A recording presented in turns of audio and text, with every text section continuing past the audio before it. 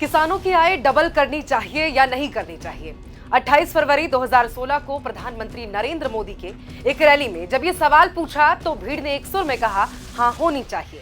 उस रैली में पीएम मोदी ने कहा कि 2022 में जब भारत की आजादी के 75 साल पूरे हो जाएंगे तो उस समय तक हम किसानों की आय को 2 गुना कर देंगे। 2022 जब आजादी के 75 साल होंगे तब तक हम किसान की इनकम को 2 गुना कर देंगे, उसकी आय 2 गुना कर देंगे। पीएम मोदी के ऐलान के बाद सरकार ने मार्च 2022 तक किसानों की आय 2 गुनी करने का टारगेट रखा था, लेकिन डेडलाइन खत्म हो चुके 1 साल बीत गए हैं। मार्च 2022 तक के लिए किया हुआ वादा मार्च 2023 तक भी पूरा होता नजर नहीं आ रहा है।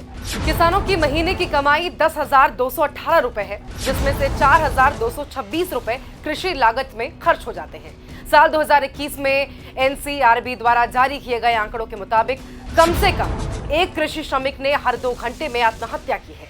2021 में कृषि श्रमिकों की आत्महत्या की दर 2020 के मुकाबले 9% और 2019 के मुकाबले 29% अधिक रही है।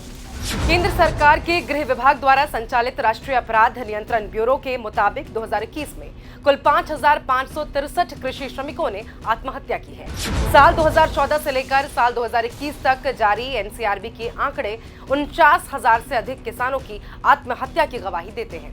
केंद्र सरकार द्वारा जारी किए गए 3 काले कृषि कानूनों के विरोध में पूरे देश भर में करीब 1 वर्ष तक चले विरोध प्रदर्शन और दिल्ली बॉर्डर पर हुए सत्याग्रह आंदोलन के बाद सरकार ने बिल तो वापस ले लिया, लेकिन किसानों के हित में फैसले लेने से लगातार बचती रही। कई किसानों ने आंदोलन की जगह पर तो कईयों ने आंदोलनों से हिम्मत हारकर अपने गांव लौटने के बाद आत्महत्या कर ली थी।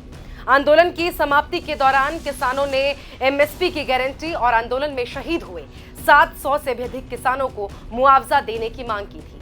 सरकार के कई नेताओं ने त्वरित इसे मंजूर करने का वादा भी किया, लेकिन संघर्ष और बलिदान के 2 वर्ष बीत जाने के बावजूद किसानों को न्याय नहीं मिला।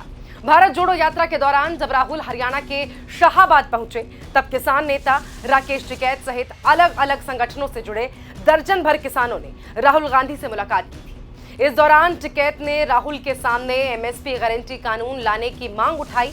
कहा कि किसान की कोई भी फसल तय भाव से कम पर खरीदी ना जाए, ऐसा सुनिश्चित होना चाहिए। आप कश्मीर जाओगे तो वहाँ भी एक सेब का इशू आपके सामने आएगा। उनका 2000 करोड़ रुपए का नुकसान करा है भारत सरकार ने। उनके 18 दिन तक ट्रक रोक दिए क्योंकि अडानी का सेब यहाँ का बिकना था।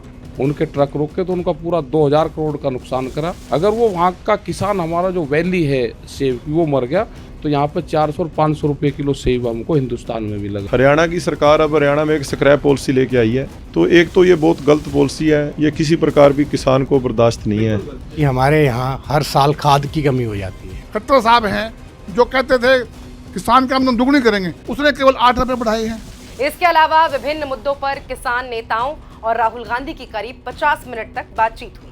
चर्चा के दौरान राहुल ने कहा कि एमएसपी गारंटी कानून सिर्फ चर्चा करने का मुद्दा नहीं है, बल्कि इस पर गंभीरता से काम करने की जरूरत है। ये पूरा का पूरा जो ढांचा है, जो स्ट्रक्चर है, ये 2 लोगों को पकड़ा ये एक्चुअली सोच है कि भैया देखो जो भी करना है, फूड प्रोसेसिंग करना है, सुपरमार्केट है, जो भी है, ये 2 लोगों को पकड़ा दे। और ये मतलब इनको हिंदुस्तान के किसानों और मजदूरों को निचोड़ने, जो भी इनसे छीन सकते हैं छीन ले। जमीन छिनवा दो, इनकी प्रॉफिट छिनवा दो, सब कुछ। तो इसके तो मैं बिल्कुल खिलाफ। तब राहुल गांधी ने देश में किसानों की हालिया स्थिति को दिखाने के लिए इस बात पर जोर देते हुए कहा था कि अब तक वे 3000 किलोमीटर की यात्रा कर चुके हैं। इस दौरान उनसे अनेक युवा मिले। पूछने पर उन्होंने बताया कि वे किसान के बेटे हैं, लेकिन कोई डॉक्टर तो कोई इंजीनियर बनना चाहता है। किसान बनने को कोई राजी नहीं दिख रहा है। इससे ये पता चल रहा है कि देश में किसानों के हालात कैसे हैं। वे चाहते हैं कि अगले 10 से 15 साल में हालात ऐसे बनाए जाएं कि किसान का बेटा भी किसान बनने को राजी हो, किसान का सम्मान हो और हर फसल का उचित दाम मिल सके। आने वाला समय कांग्रेस पार्टी का नहीं होगा, आने वाला समय जनता का, किसान का, मजदूर का होगा।